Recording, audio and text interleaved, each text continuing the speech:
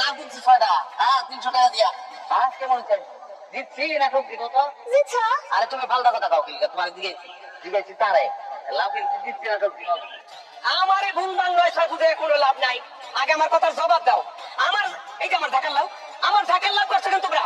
আরে তুমি অন্য পাল্টা কথা কাও কি? লাউ তো আমি কিনে আনছি, আমার বউ সাক্ষী দিবে আমার বলে। সাক্ষী দেওয়ার কি আছে? আমার থেকে তো কিনে আনছো। আচ্ছা এই তোর জায়গা থেকে আমরা লাউ কাটিনি, নগদ পয়সা দিয়ে আমার জামাই বাজার থেকে কিনে আনছে। ও আমার জায়গা থেকে লাউ কাটো নাই। এই যে বডি, এই বডি তোমার হাতে খায়। আরে বডি আছে কেন? ঠান্ডা মাথায় দিয়েবা। হ্যাঁ আগে থেকে চিন্তা দিতেছো মনে করতেছো আমরা আসামি, আমার হাতে বউ রাতে বডি কিনলে এই তো বিষয়।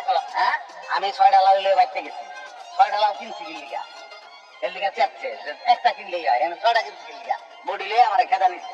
আমি তারা বুঝাইতেছিলাম যে কিনছি কিনা ফেলাইছি। হ্যাঁ এগুলো বুঝাইতেছিলাম, ঘটনা তো এই নাকি? এই মেয়ে বুঝি না। এই লাউ আমি সাইজ দেখলে কইতে পারে এই লাউ আমার ঢাকার লাউ। আমার লাউ আমার ফেরত দাও না, এখন কিন্তু ভালো ভালো যাইতে দিন কই দিলাম। বুঝছি, ধরো লাউ ধরো। কি আমার কাছে এই ছেড়া রে কোবার লাগবে, নইলে অসুবিধা আমার।